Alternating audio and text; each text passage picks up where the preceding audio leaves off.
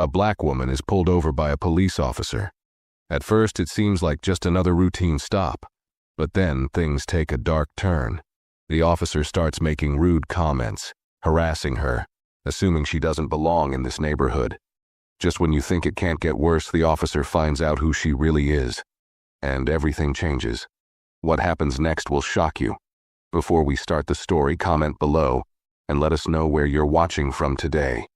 And if you enjoyed this story, don't forget to subscribe so you don't miss out on more. It was a quiet evening when Jessica Green found herself behind the wheel of her car, heading home from a long day at work.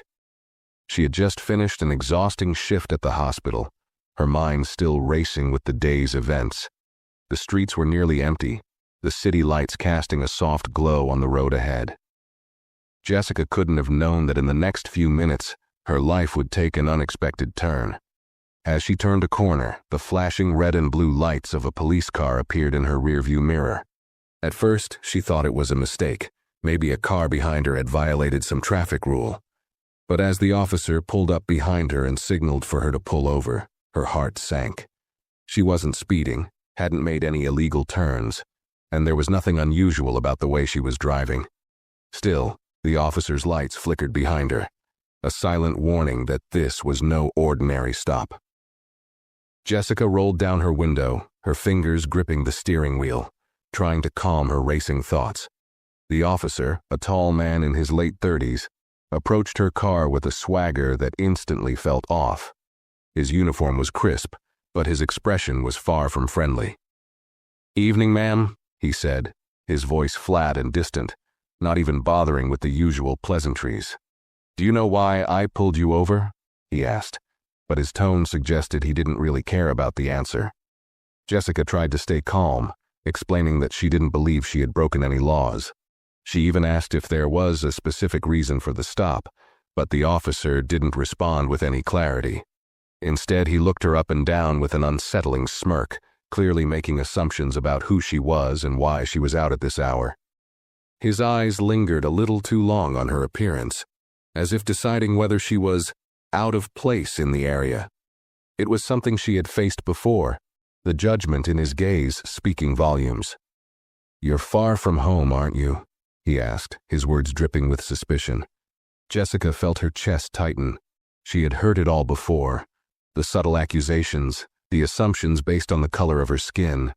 But this time, it felt different.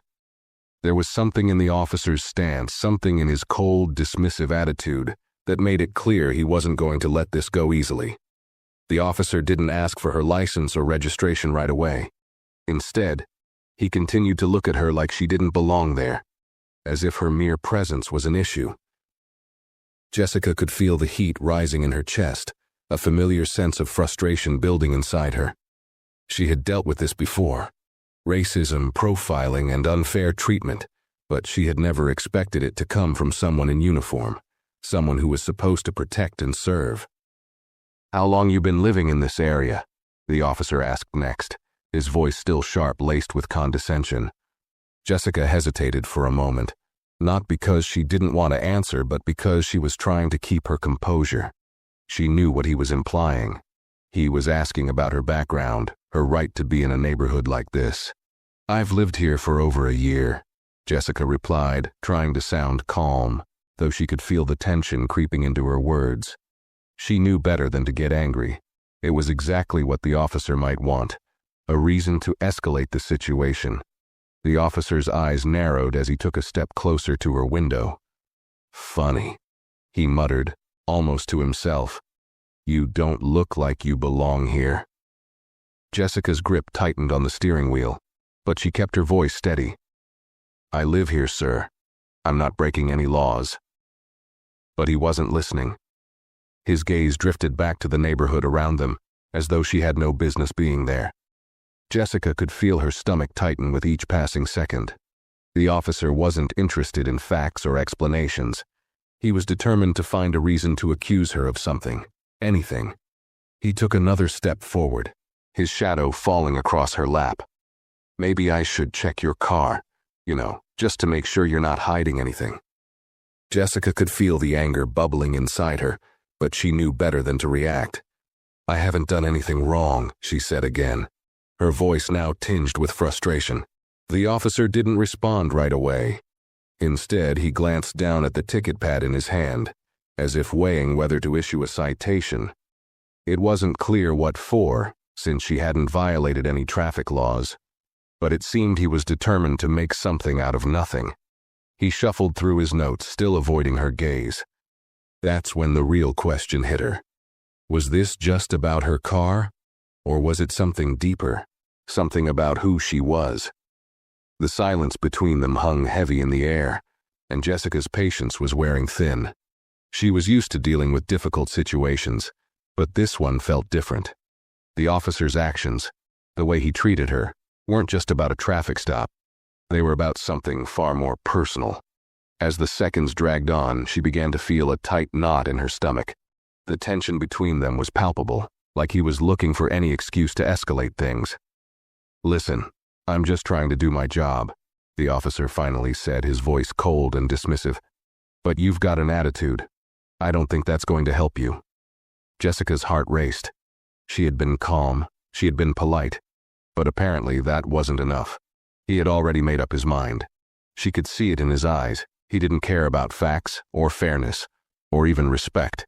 His prejudice was clear, and it made her sick to her stomach.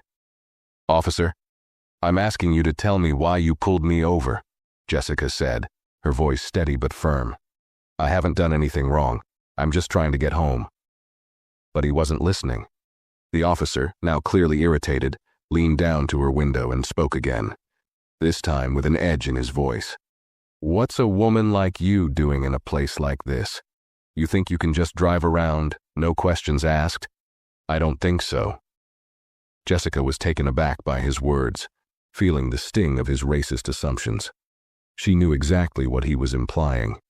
It wasn't about the car or the time of night or anything she had done. It was about the fact that she was a black woman in a predominantly white neighborhood.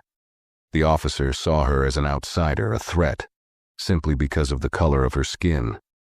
And it hurt, deeply. She felt the rage rising inside her, but she pushed it down. She had learned long ago that losing control in moments like this only made things worse. Still, she couldn't just let him get away with it. I've lived here for over a year, Jessica said again, this time her voice more assertive. I'm not doing anything wrong, and I'm not going anywhere. So if you're going to give me a ticket, then do it. If not, I need to go. The officer stood there for a moment, his eyes narrowing as he stared at her. For a split second, Jessica thought he might actually end the stop. He might just let her go. But instead, he took another step forward, his body language suggesting he wasn't finished with her yet. You think I'm going to let you just leave after talking to me like that? He snapped, his voice rising. I'll show you how things work around here. Jessica's breath caught in her throat. She could feel the situation spiraling out of control. She knew things could turn ugly, fast. She had seen it happen before, to others, and sometimes even to herself. This wasn't just a random stop anymore. This was personal, and the officer was making it clear that he didn't care about fairness or justice. He just wanted to exert his power over her. Just as Jessica prepared herself for whatever would come next, she saw headlights approaching from behind. Another car, moving fast, pulled up right behind the officer's vehicle. For a brief moment, she thought it might just be another patrol car, but then she saw the familiar markings. Her heart skipped a beat. It was the commissioner's car. And in that moment, everything was about to change. The tension was unbearable as the commissioner stepped out of his car, his polished shoes clicking against the asphalt. The officer's expression, once full of bravado, immediately shifted to unease. Jessica could see it. The sudden stiffening of his shoulders, the nervous glance he cast over his shoulder. He hadn't expected anyone to challenge him, especially not someone like this. The commissioner's presence was commanding. He didn't shout or rush, but his every movement exuded authority. His gaze swept over the scene, taking in Jessica's car, the officer's aggressive stance, and his daughter's calm yet strained demeanor. When his eyes finally locked onto Jessica, a flicker of recognition crossed his face. His expression hardened, not at her, but at the man standing in front of her. Officer Thompson, the commissioner said, his voice even but cold. What exactly is happening here? Thompson's mouth opened, then closed again. He stumbled over his words, fumbling to come up with an explanation. Sir, I stopped this vehicle for a routine check. She seemed suspicious. Suspicious, the commissioner repeated, his tone sharp as a knife. Suspicious how? The officer hesitated, his confidence crumbling under the weight of the commissioner's scrutiny. Well, you know, the area, at this time of night. The commissioner's eyes narrowed. And that's your justification? Pulling over a woman, harassing her without cause, because of what? The way she looks? The car she drives? Thompson tried to regain his footing. I was just doing my job, sir. It's standard procedure. Jessica could hardly believe what she was seeing. The officer who had been so arrogant, so sure of himself moments ago, was now faltering under the commissioner's gaze. But she wasn't ready to let this slide. Not yet. Standard procedure doesn't include profiling or intimidation, Jessica said, her voice steady. You stopped me for no reason, treated me like I don't belong here, and now you're trying to justify it? The commissioner turned back to Thompson, his expression unreadable. Is that true? You stopped her without cause? Thompson's face flushed. He stammered something unintelligible, but it was clear he had no good answer. The commissioner didn't wait for him to find one. Officer, step away from the vehicle, he said firmly. Now. Thompson hesitated, but one look at the commissioner's face told him he had no choice. He stepped back, his hands clenched at his sides, his face a mix of anger and humiliation. The power dynamic had shifted entirely, and Jessica could feel it. For the first time since this encounter began, she felt a glimmer of relief. But there was still more to come, and she knew this wasn't the end of the story. As the officer reluctantly stepped back, the commissioner turned to Jessica. His expression softened, and for the first time she saw a flicker of empathy in his eyes. Are you okay? He asked, his voice much gentler than before. Jessica nodded, though the knot in her stomach hadn't fully loosened. I'm fine now, she replied, her words steady, but the anger still simmering beneath her calm exterior. But he had no right to pull me over like that. The commissioner's gaze hardened as he looked back at Thompson. And you should know better than to treat people like this. He stepped closer to the officer, his tone firm. You're not above the law, Officer Thompson, remember that. Thompson didn't respond, his eyes glued to the ground, visibly shaken by the sudden turn of events. He had expected the commissioner to stand by him, maybe even back him up, but instead, the power dynamics had flipped in a way he hadn't anticipated. Jessica was no longer just a black woman in the wrong place at the wrong time. She was someone with powerful connections, and that connection was her father, the commissioner. Jessica felt a strange sense of vindication. The officer had assumed he could harass her, that he could use his position to bully and intimidate. But the commissioner had just removed that shield. Now, Thompson was just another officer who had abused his power. Officer, I want a full report of this stop, and I expect you to write a statement. There will be consequences for your actions today, the commissioner continued, his voice cutting through the tense silence. Jessica watched the officer squirm, his face turning pale. It was clear now that he hadn't anticipated this. He hadn't expected her to be anyone important, just another target for his prejudices. The commissioner turned back to Jessica, his eyes now full of understanding. I'm sorry this happened to you. This is not how we should be treating people, especially in this city. Jessica felt a small wave of relief wash over her. The commissioner wasn't like the officer. He wasn't like the others who had chosen to turn a blind eye to the behavior of those in power. He was acknowledging the wrong, and in that moment, it felt like a small victory. I appreciate that, Jessica said quietly, finally exhaling the breath she had been holding since the officer first approached her. But this is bigger than just one stop. This is about how we're treated every day, just because of who we are. The commissioner nodded, his face grim. I know, and it's something we're going to fix, starting right now. But even as he spoke those words, Jessica couldn't help but wonder. How many more officers were like Thompson? How many more had the same biases, the same disregard for basic human dignity? This one moment might have changed the course of her night. But the reality was, for so many, things hadn't changed at all. Just as Jessica began to process this, the sound of another car approaching interrupted her thoughts. But this time, it wasn't just another police vehicle. It was an unmarked car, pulling up beside the commissioner's. Jessica's heart skipped a beat. She wasn't sure what to expect, but she knew that whatever came next would be just as important as what had already happened. The twist was far from over. The unmarked car came to a slow stop beside them, and the door swung open with a soft creak. Out stepped a tall man in a tailored suit, his expression unreadable. His eyes immediately locked onto the commissioner, and for a brief moment, the tension in the air shifted again. Jessica noticed the way the commissioner straightened up, his demeanor changing, more formal, more guarded. The newcomer wasn't just any ordinary officer. He was too polished, too composed for that. Jessica's mind raced. Was this someone important? Someone higher up in the department? The man took a few measured steps toward them, his gaze flickering between the commissioner and Jessica. "What's going on here, John?" he asked the commissioner, his voice low but commanding. The commissioner didn't hesitate. "We're handling it," he replied curtly, not bothering to elaborate further. But the stranger didn't seem satisfied with that answer. He glanced once more at Jessica, his expression briefly softening before turning back to the commissioner. "I need to know what happened," the man pressed, his voice more insistent now. "From the beginning." Jessica glanced at the commissioner, wondering what was going on. She had no idea who this man was, but the way he carried himself made it clear that he had influence. He wasn't just a bystander in this situation, and the commissioner, usually so composed, seemed to be answering to him.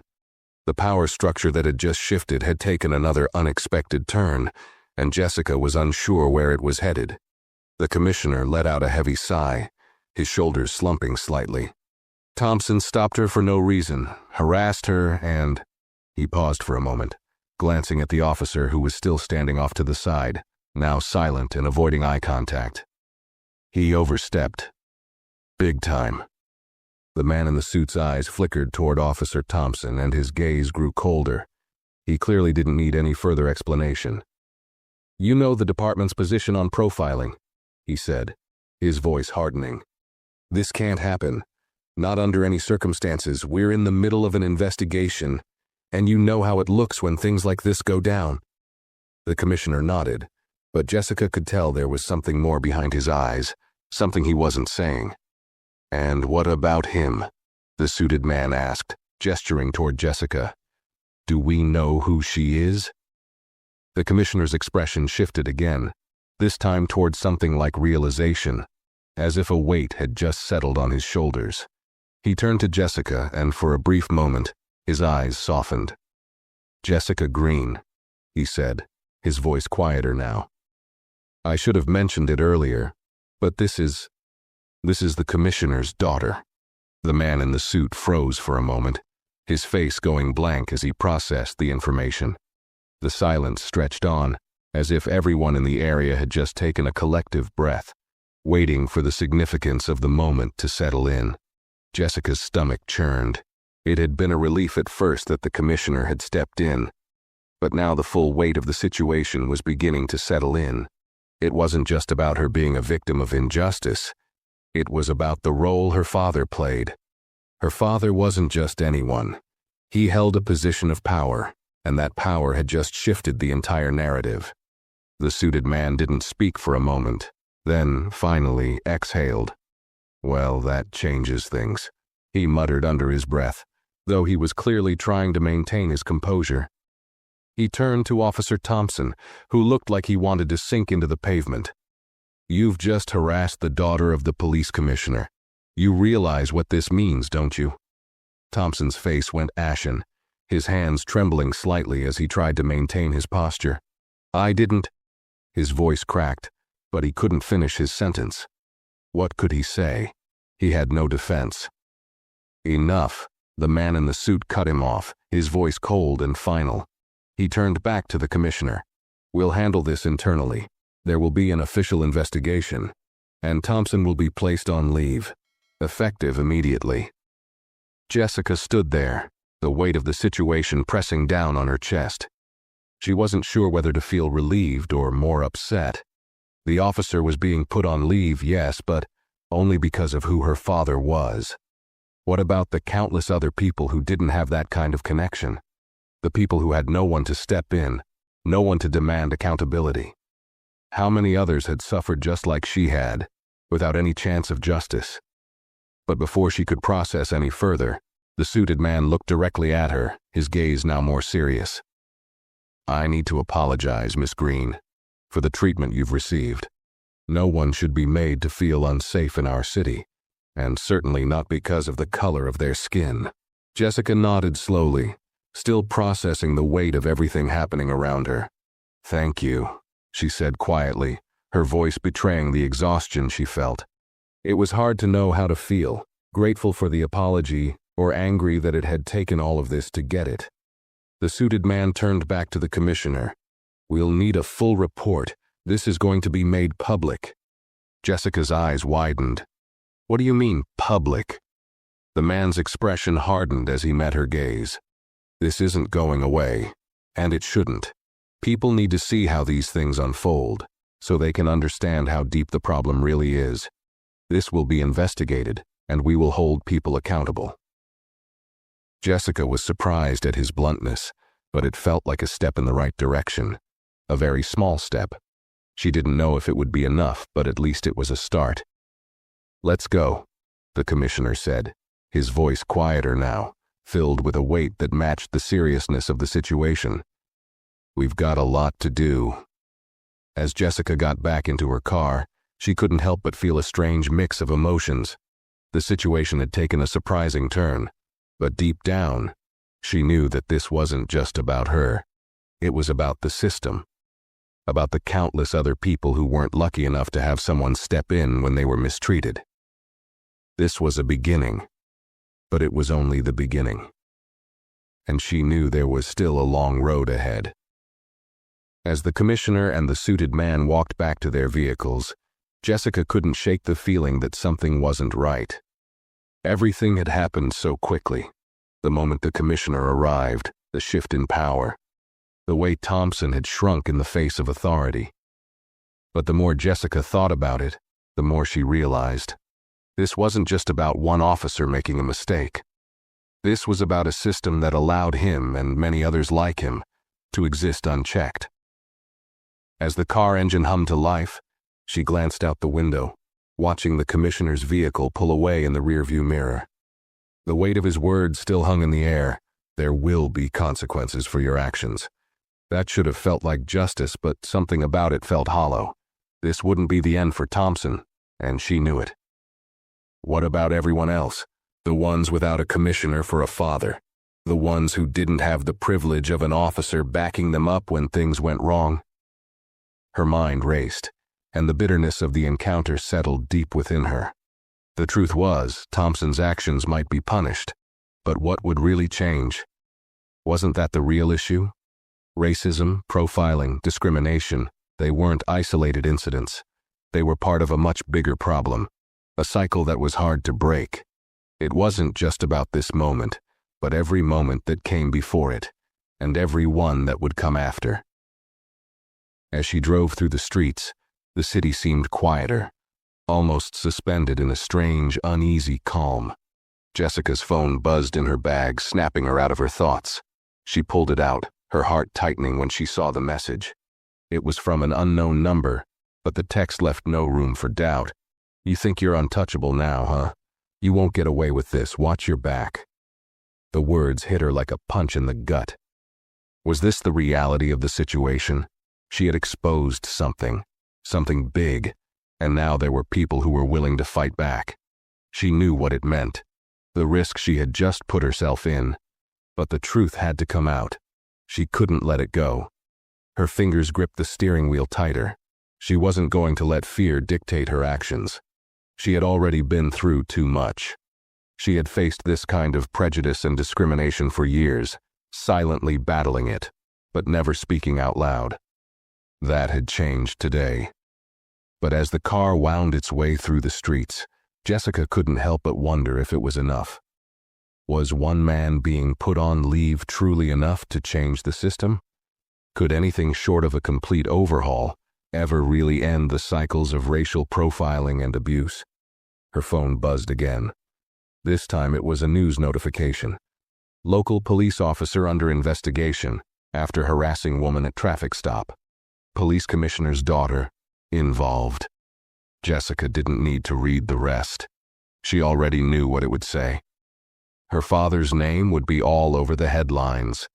The story twisted, the narrative shaped by the circumstances of her family. She had no doubt that the police force would paint this as a misunderstanding, a rogue officer acting out of turn. But Jessica knew better. This was bigger than that. It wasn't about her father's position. It was about the officer's behavior. It was about how power was abused and how, far too often, the victims were the ones who were blamed or ignored. It wasn't just about her. It was about everyone who had been pushed aside simply because of who they were. She could feel the weight of responsibility pressing down on her chest. And yet somewhere deep inside, there was a spark. A fire that had been lit by everything that had happened. Maybe she couldn't change the world overnight.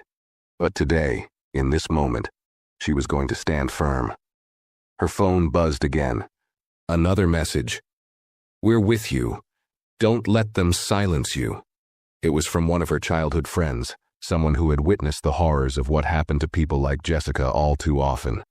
The message was brief, but its impact was heavy. They were with her. She wasn't alone in this fight. As the car pulled into the driveway, Jessica exhaled deeply, feeling the weight of the day settle on her shoulders. But she wasn't done yet. She wasn't going to let this slide into the background, forgotten with the next news cycle. She had made her stand, and now she would take it further. There were more stories to tell, more people to fight for. The battle wasn't over, not by a long shot, and Jessica Green wasn't about to back down. The following days passed in a blur. The media picked up the story, and what had started as a single incident began to snowball into a national conversation. Headlines screamed about the police officer's actions, his resignation, and the commissioner's involvement. While the news coverage was intense, Jessica found herself caught in a whirlwind of emotions. Part of her was relieved to see the officer's actions being called out, but a deeper part of her couldn't shake the feeling that this was only a small victory, just one of many battles in a much larger war. She spent hours talking with reporters, answering questions that probed deep into the systemic issues of policing and racial profiling. Some questions felt personal, like an invasion of her privacy, but Jessica pushed through. This was bigger than her discomfort. This was about making sure that the story wasn't lost in the noise, that her voice, her father's position, wouldn't be used to gloss over the real issues. It didn't help that everywhere she went, people recognized her. At the grocery store, at the coffee shop, people looked at her with a mix of curiosity, sympathy, and sometimes even suspicion. She was the daughter of the commissioner, yes, but she was also the black woman who had been harassed by a police officer. That dual identity followed her wherever she went, and it wasn't always easy to reconcile the two. But what bothered her the most wasn't the attention. It was the questions she kept asking herself. What will really change? Was the conversation about racial injustice really being heard, or was this just another incident that would eventually fade from the headlines?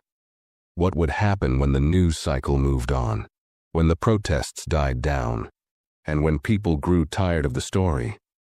Her father tried to reassure her, but even he seemed to be carrying a weight that Jessica could see in the tightness of his shoulders and the furrow in his brow. The conversations in their house had changed. It wasn't just about how to handle the officer anymore. It was about the future, about the larger implications for the police department and for their community. The commissioner was pushing for reforms, but Jessica knew the truth. Change didn't happen overnight. It took years of work, of constant pressure, and even then, sometimes it wasn't enough. And still, The threats kept coming. Anonymous messages, calls late at night. The tone was always the same. Hostile, dismissive, sometimes threatening. At first, Jessica had tried to ignore them, chalking it up to the usual backlash that came when someone stood up to the system. But with each new message, each new anonymous warning, she felt her fear begin to creep in. One evening, after yet another unsettling message, Jessica found herself pacing the living room. The darkness outside seemed to mirror the unease in her chest. Her father had gone to a city council meeting, leaving her alone to stew in her thoughts. What am I really doing? She asked herself. Is this fight worth it? Just as the thought began to spiral, there was a knock at the door. Startled, Jessica rushed to answer, half expecting it to be another delivery or some mistake. When she opened the door, however, she found herself face to face with someone she didn't expect. It was Officer Thompson. Her heart skipped a beat, the adrenaline coursing through her veins as she instinctively took a step back. He wasn't in uniform, just a regular man standing there, with no shield of authority to hide behind. His eyes were downcast, almost ashamed. For a moment, neither of them spoke. "What are you doing here?" Jessica finally managed, her voice sharp, her defenses immediately going up. Thompson shifted on his feet, as if unsure whether he was even welcome to speak. After a long, tense silence, he finally spoke, his voice low and hesitant.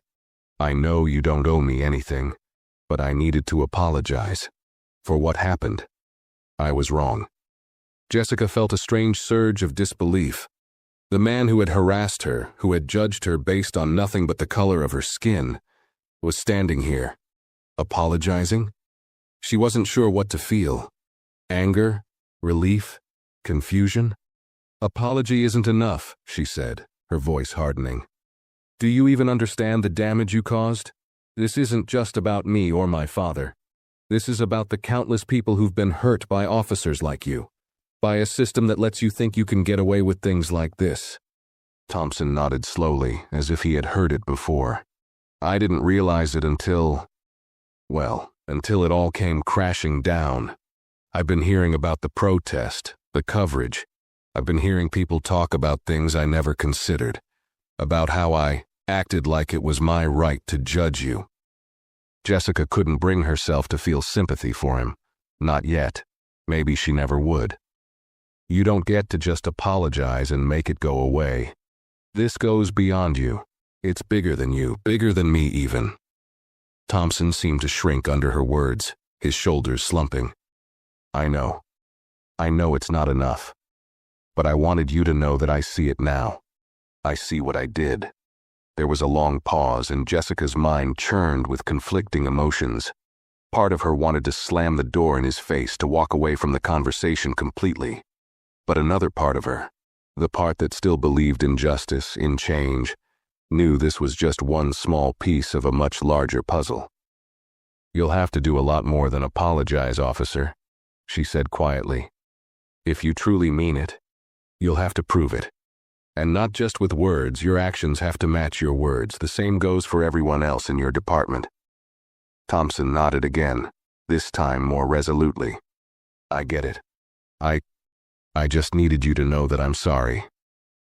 Jessica stood there for a moment, the weight of his apology sinking in. Was it genuine? Was it too late? She wasn't sure.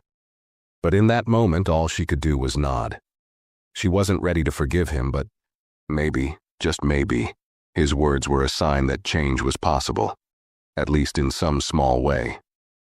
"Goodbye, Officer Thompson," she said, her voice steady, her resolve hardening again. "Make sure you prove it." With that, she closed the door, the quiet that followed feeling both final and unsettling. Her phone buzzed once more, pulling her out of the moment. A new message appeared. "The fight's not over. We're with you. Don't back down." She smiled just a little. She wasn't alone in this fight, and she wasn't backing down. The next morning, Jessica awoke to the sound of her phone buzzing relentlessly on her bedside table. She rolled over, squinting at the screen, still half dazed from a restless night. The messages had only gotten more frequent, more intense as the days went by. Her phone was filled with notifications from news outlets, friends, activists, and even strangers, all reacting to the incident with Officer Thompson. The public's response had been overwhelming, both supportive and hostile, and it seemed like the story was far from over. She rubbed her temples, trying to shake off the grogginess, but the weight of the situation was still there, lingering in the back of her mind. She couldn't escape it. Every time she picked up her phone, the notifications reminded her that this wasn't just about her anymore. It was about something much bigger. But today was different. She had an appointment with her lawyer, a civil rights attorney who had reached out to her after the story had gone viral. She had been hesitant at first, unsure of where this whole thing would go. But now, more than ever, she knew that this was about taking action. It wasn't just about the officer's resignation or her father's position. It was about demanding a real change in the system that allowed this to happen, again and again, to so many others. As she drove to the lawyer's office, Jessica's mind raced. What did real change look like? Could they actually make a dent in a system as deeply rooted as law enforcement? She wasn't naive enough to believe it would happen overnight. But maybe, just maybe, they could start by holding people accountable. By making sure that what happened to her didn't disappear in the public eye like so many other stories of injustice. When she arrived, her lawyer, a tall woman with sharp eyes named Rachel, was already waiting for her in the lobby. Rachel had worked with families affected by police brutality for years, and she wasn't one to back down from a fight. "Jessica," Rachel said as they shook hands, "I've been following the story. You've got the media's attention, but we need to make sure it's not just a moment. We need to turn this into action." Jessica nodded, her chest tightening. I'm ready to do whatever it takes." Rachel gave her a firm nod, then motioned for Jessica to sit down. "Good, because we're going to start by filing a formal complaint. But this isn't just about your interaction with Thompson. This is about creating a paper trail, building a case not only against him, but against the entire system that failed you." Jessica took a deep breath, feeling the gravity of Rachel's words. She hadn't expected it to be easy, but hearing it put into such stark terms made the situation feel more real than ever. Rachel opened a file and slid it across the table toward Jessica. "This is the paperwork we'll need to submit. We'll also need statements from witnesses, anyone who was around when this happened. The more evidence we can gather, the stronger our case." Jessica glanced at the stack of papers. It was daunting, but she knew it had to be done. If they were going to take on the system, they needed to be prepared. They couldn't afford to let this moment slip away. But before they could go any further, Rachel looked at Jessica with a serious expression. "There's something else we need to discuss. I've been in touch with some of the local activists, and they've expressed interest in organizing a rally, a march, something to keep the momentum going." Jessica frowned. "A rally?" Rachel nodded. "Yes, something to show that this isn't just about one incident, but about police accountability as a whole, about racial profiling, about systemic racism. It's about showing the city that people won't stay silent anymore." The idea of a rally felt overwhelming. Jessica wasn't sure if she was ready for something so public, so loud. She had already been thrust into the spotlight. Was this too much? But as she sat there, considering it, she realized it was exactly what the movement needed. It wasn't just about her voice. It was about all the people who had been silenced. It was about the change that had to come. "Okay," she said, her voice firm, despite the nerves twisting in her stomach. "Let's do it." Rachel smiled, a glint of determination in her eyes. "We're going to make sure people hear this story, and we're going to make sure that it doesn't fade into the background." The conversation turned back to the details of the legal process, but Jessica's mind was already focused on the rally. She wasn't just going to sit back and let this moment pass. She had already taken the first step by speaking out, by standing up to Officer Thompson. But this was something bigger. It was a chance to amplify her voice and the voices of everyone who had been affected by the same kind of injustice. By the time the meeting ended, Jessica felt a strange mix of exhaustion and determination. She was stepping into something much larger than herself, but for the first time in days she felt like she was on the right path. This wasn't just about a single officer. This was about a system that needed to change, and she was going to make sure people knew it. As she walked out of the office and back to her car, Jessica took a deep breath. She was ready for whatever came next. The fight wasn't over. It had only just begun. The rally was scheduled for the following weekend, and as the days passed, Jessica's anxiety grew. She had agreed to it, yes, but now that it was getting closer, the reality of what she was about to step into was settling in. She had never been the type to seek the spotlight. She wasn't an activist, wasn't used to being the face of any movement, but everything about this felt bigger than her, bigger than any hesitation or fear she could feel. Her phone buzzed again, and this time it was a message from Rachel. "Everything's in motion. People are showing up. You'll be speaking." Jessica stared at the words for a long moment, her heart pounding. Speaking? She hadn't even considered that. She thought she would just show up, stand with the crowd, and let the others do the talking.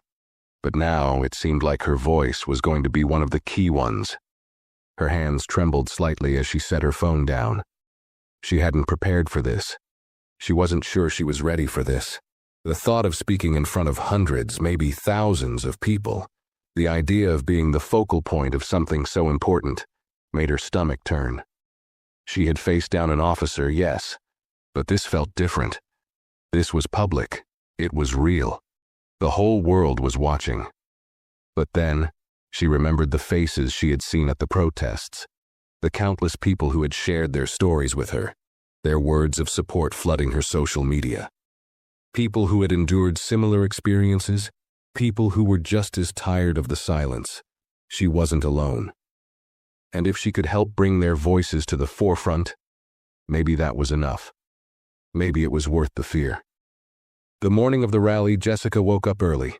Her stomach was a mess of nerves, but there was also a strange sense of calm inside her, something that told her she was doing the right thing. She dressed in a simple black t-shirt with the words "Justice for All" printed on it. Nothing flashy, just a statement. She didn't need to look perfect. She didn't need to impress anyone. She needed to be there, to show up.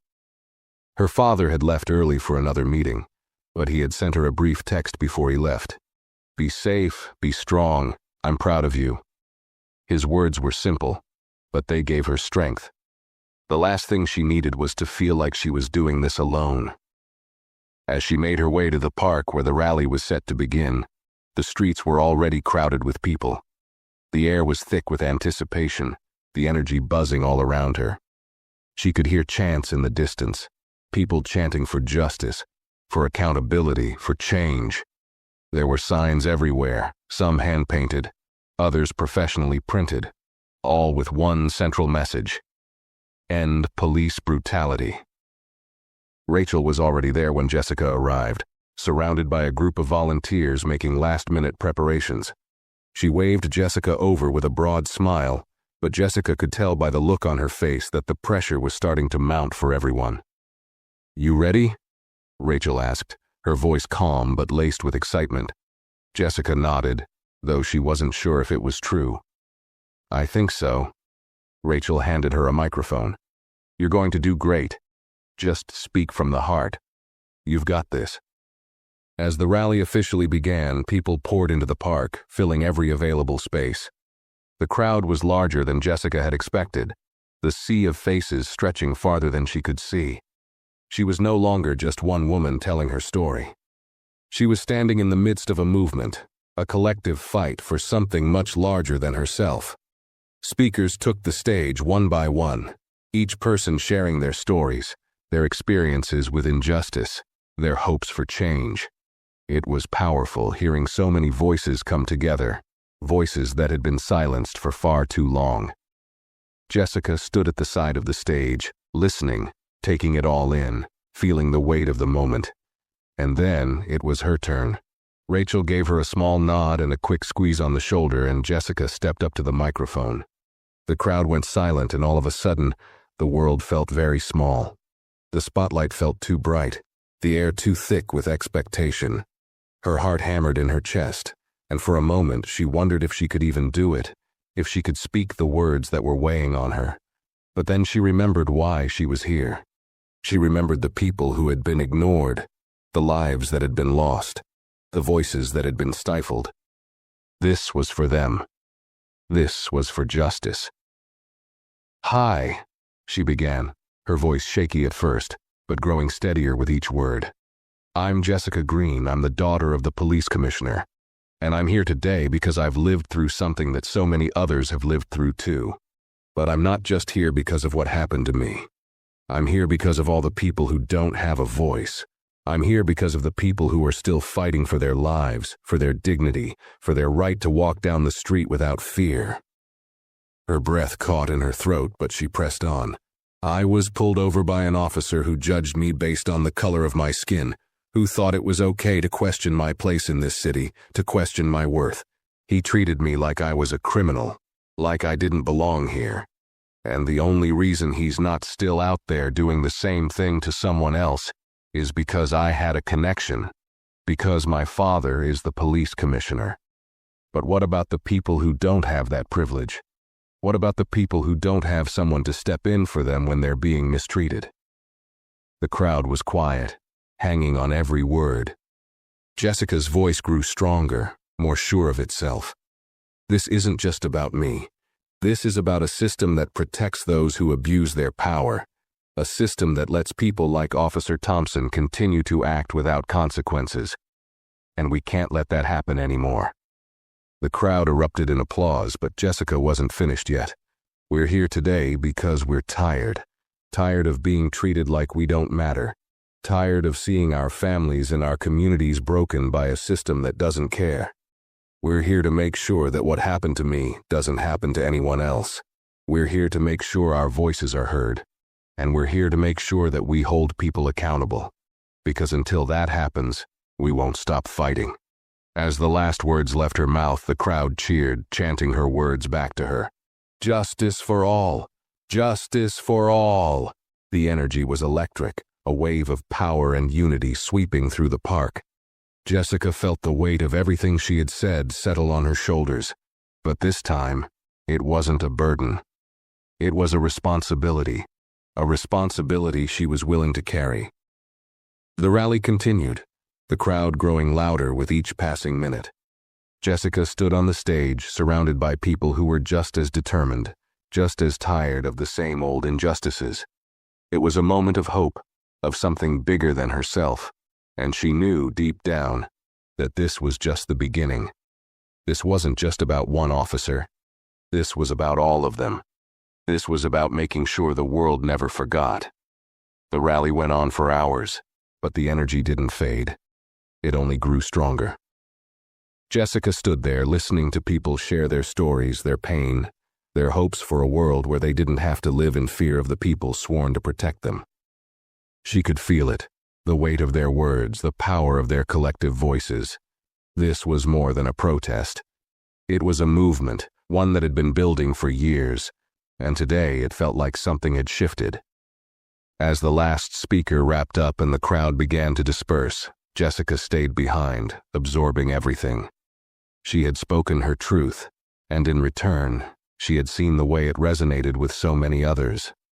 For the first time in days, the fear that had gripped her began to ease. The doubts that had clouded her mind seemed smaller now, like they didn't matter in the grand scheme of what they were trying to achieve. "That was incredible," Rachel said, stepping up beside her, a wide smile on her face. "You did more than just speak, you moved people." Jessica nodded, feeling a rush of emotion she hadn't expected. "I didn't expect it to feel like this. I thought I'd be terrified, but I don't know. It felt right." Rachel smiled again, her eyes bright with pride. "Because it was. You've got the kind of fire we need. People are listening. They're paying attention." But as much as Jessica wanted to feel only relief, a nagging thought crept into her mind. Was this enough? Sure, the rally had been powerful. The support from the crowd had been overwhelming. But she knew this was just the beginning. The hard part was still ahead. The battle wasn't going to be won in one day, and she wasn't going to let herself believe that one rally would solve everything. "Now we keep pushing," she said softly, more to herself than anyone else. "This isn't over." Rachel raised an eyebrow. "No, it's not, but today we showed them we're not going anywhere, and that's huge." Jessica nodded again, more determined than ever. "I know. But the next step is holding people accountable. The officer, the department, the system. And I'm not stopping until that happens." Rachel's expression grew serious, but she nodded in agreement. "I'm with you every step of the way." That night, after the rally ended and the crowd began to disperse, Jessica sat quietly in her living room, reflecting on everything that had transpired. The sound of the television was on in the background, but her mind was elsewhere. For the first time, the weight of what she had done felt less like a burden and more like a responsibility she was willing to carry. She had spoken out, had made herself heard. But now, she had to follow through. She knew that this fight was going to take everything she had. It wasn't going to be easy, and there would be days when she felt like giving up. But there were too many people depending on her to let it fade into the background. Her phone buzzed again, breaking her thoughts. She glanced at the screen, already knowing who it was. It was her father. "I'm proud of you, Jess. You were amazing today, but this is only the beginning. I'll be right here with you, every step of the way." She smiled, her heart swelling with gratitude. Her father's support meant everything to her. He had always been there for her, but this was different. He wasn't just her father, he was her ally. And together they were going to hold this system accountable. She typed a quick response. "Thanks, Dad. We're just getting started." Jessica leaned back on the couch, staring out the window at the city skyline. The world outside seemed unchanged, but in her heart, she knew something had shifted. Something big was happening, and she was going to make sure it didn't stop here. It was going to be hard. She wasn't naive enough to think change would come easily, but she was ready to fight for it.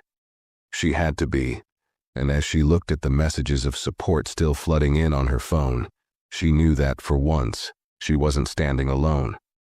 This wasn't just about one officer. This was about an entire system that needed to be torn down and rebuilt.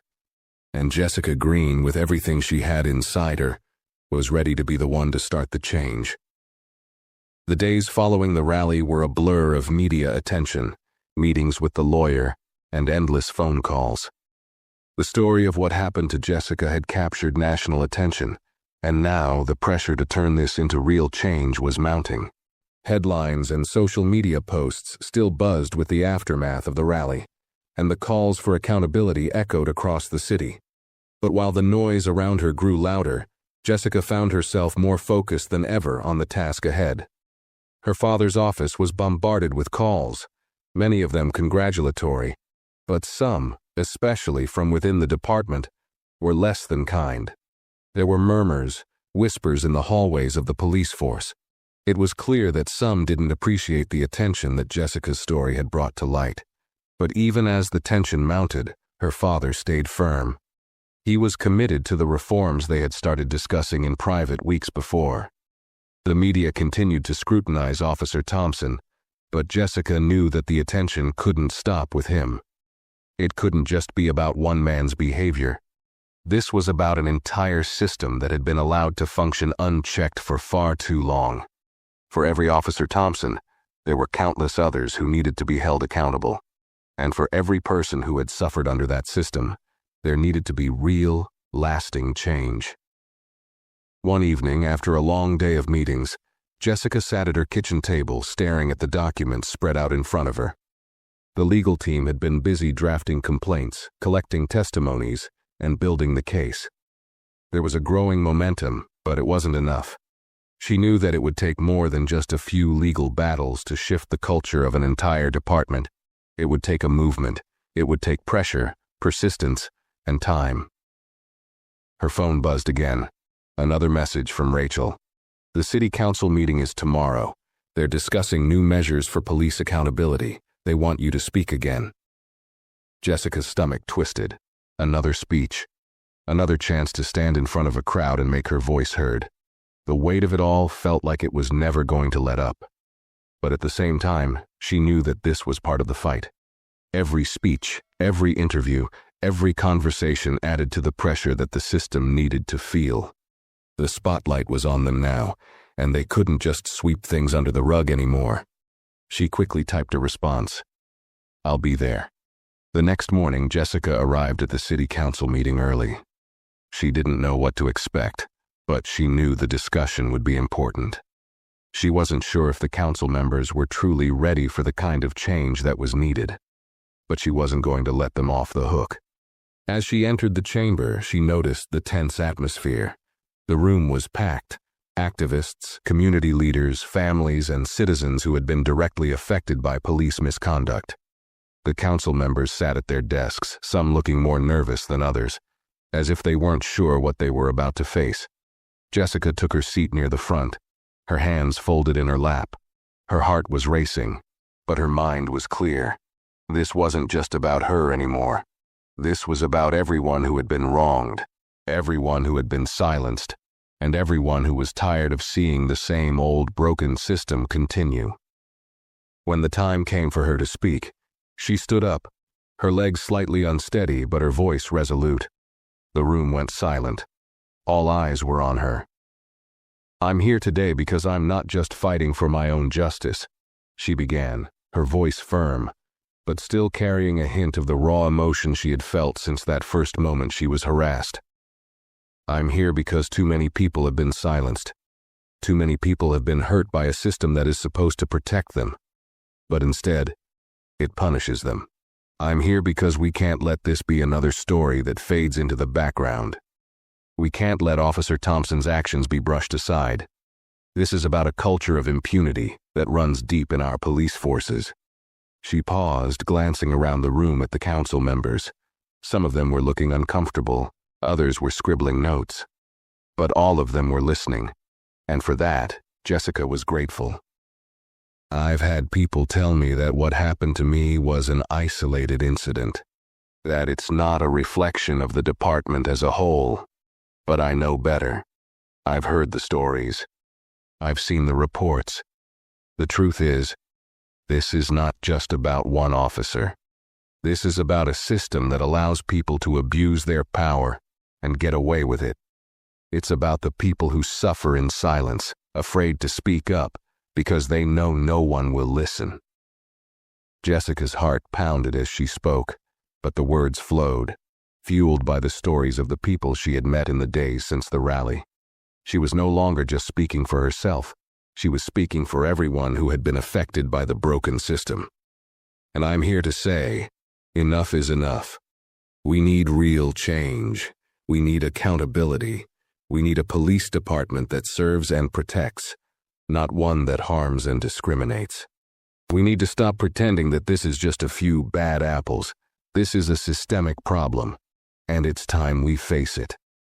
Her words hung in the air, heavy with the truth they carried. The room was silent for a moment, but then a murmur ran through the crowd. Jessica could hear the soft sounds of agreement, the whispers of solidarity. She turned to the council members, her eyes steady. "I'm asking you to do more than just offer empty promises. I'm asking you to take action, to make sure that what happened to me doesn't happen to anyone else. We need real reform, and we need it now." With that, she stepped away from the podium, her heart still racing, but feeling like she had said everything she needed to say. The council members exchanged glances, some nodding in agreement, while others looked more uncertain. But Jessica knew that the conversation had changed. They couldn't just ignore it anymore. As she took her seat, she looked out at the crowd. The people in the room were standing, clapping, chanting once again, "Justice for all, justice for all." Jessica's hand shook slightly, but she couldn't help the smile that tugged at her lips. She was making a difference. She wasn't going to let this be another forgotten story.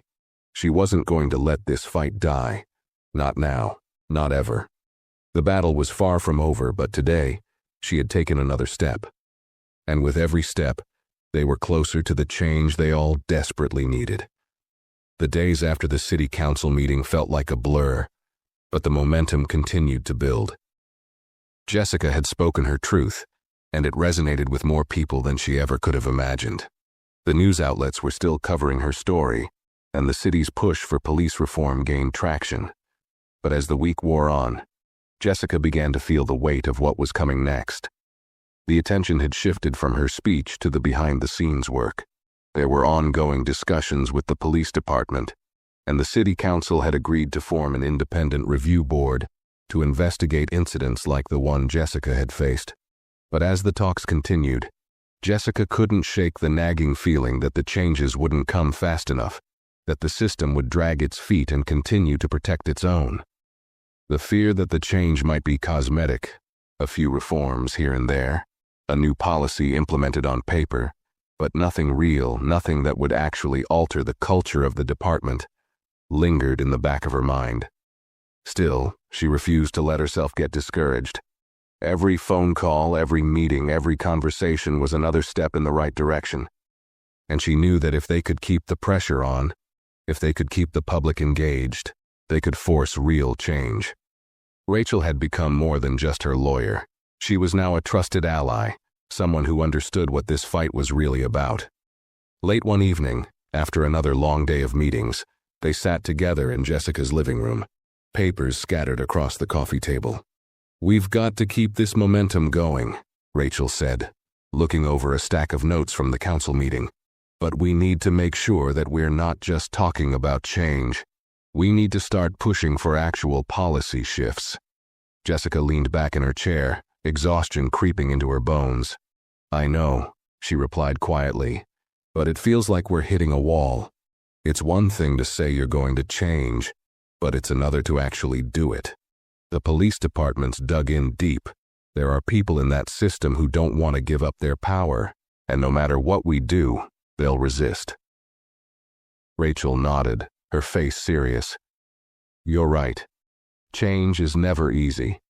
It's a fight, and you've already proven that you're willing to fight for it. But we need more than just the city council. We need the community behind us. We need the public demanding this reform every single day. That's what will make the difference." Jessica felt a surge of determination. She had been feeling the weight of it all, the pressure, the fear, the uncertainty. But Rachel was right.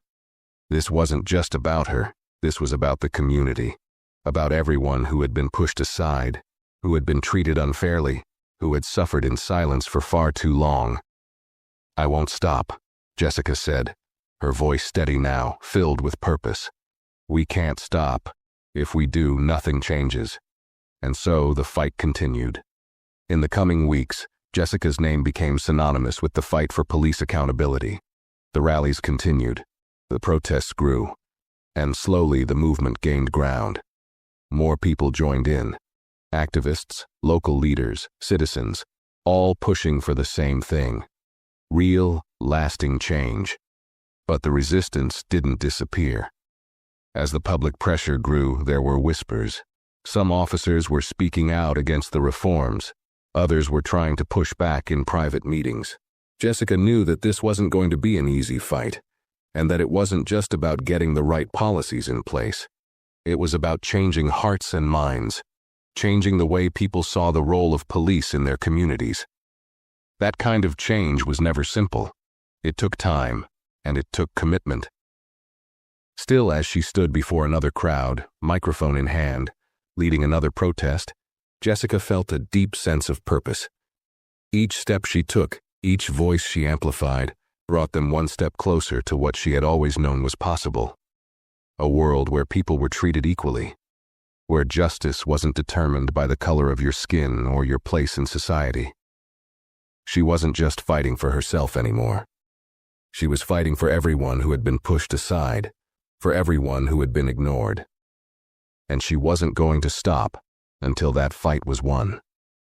As the weeks passed, Jessica began to see the impact of the movement in ways she hadn't expected.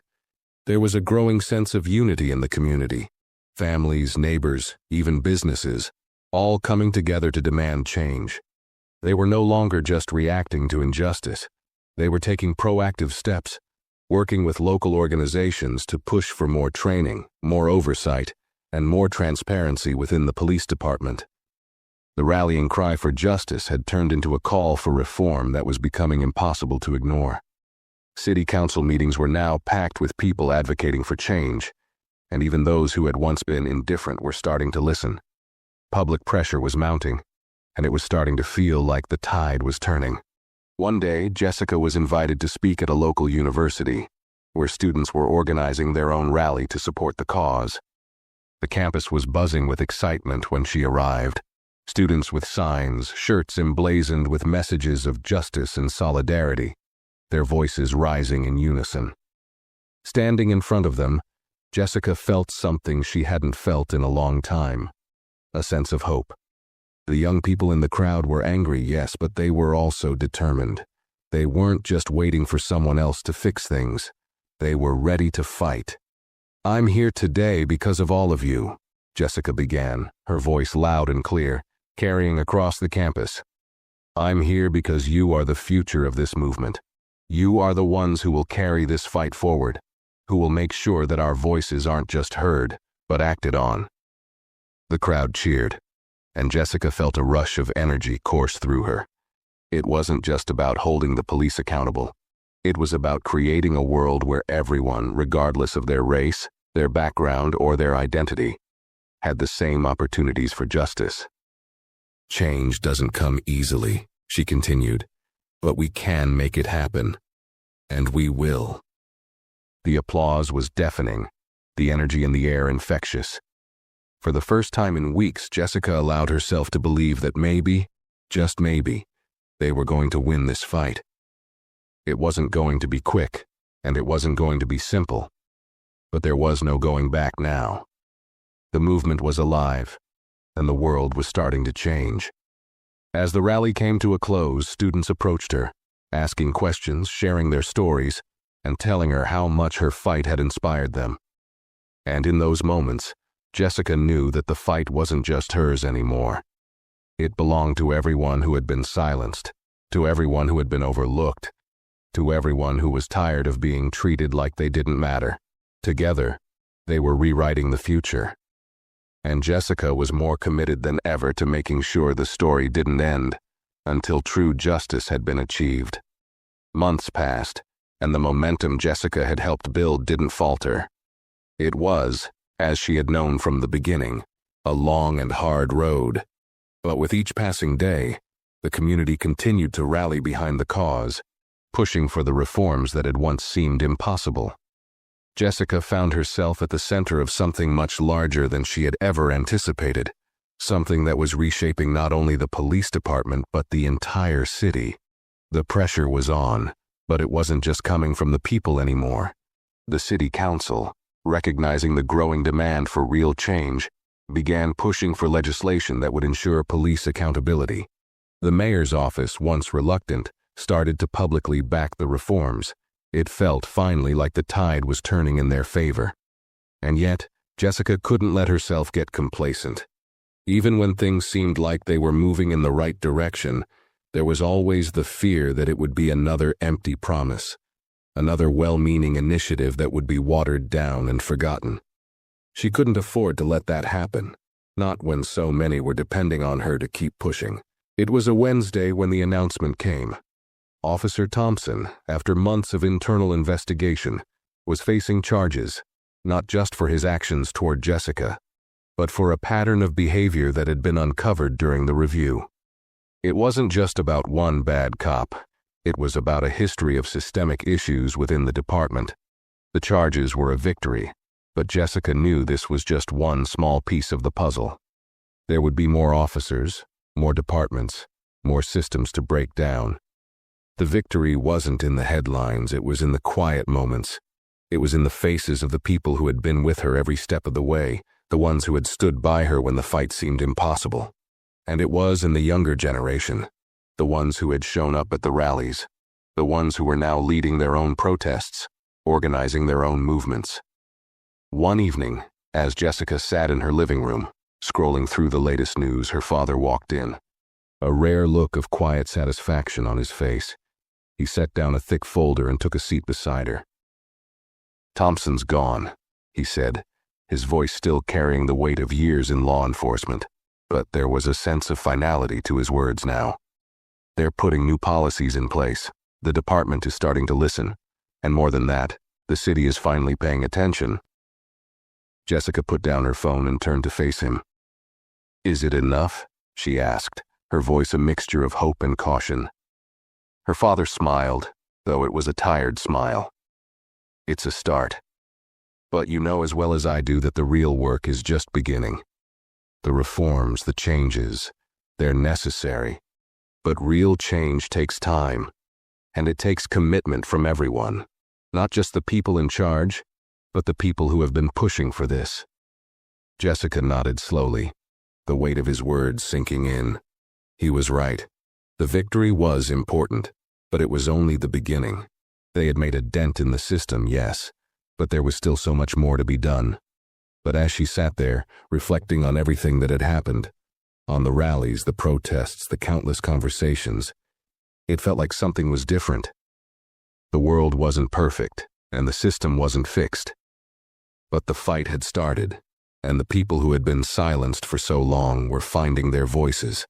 And Jessica, in a way she had never expected, had become one of those voices. "One thing I've learned through all this," she said quietly, looking out the window at the city skyline, "is that change doesn't just come from the top. It comes from all of us, from the people who are willing to stand up, even when it's hard, even when we're afraid." Her father didn't say anything for a moment, just sat there beside her, and Jessica could feel his pride in the quiet space between them. "You've taught me that," he said finally. "You've done more than I could ever have imagined. You've made a difference, Jess." She smiled softly, but there was no arrogance in her expression. She knew the fight wasn't over, not by a long shot. There were still injustices to be uncovered, still battles to be fought. But for the first time in a long while, she allowed herself to feel a sense of peace. It wasn't just about the victories that made the headlines. It was about the way the community had come together, the way people had risen up to demand their rights, the way the conversation had changed.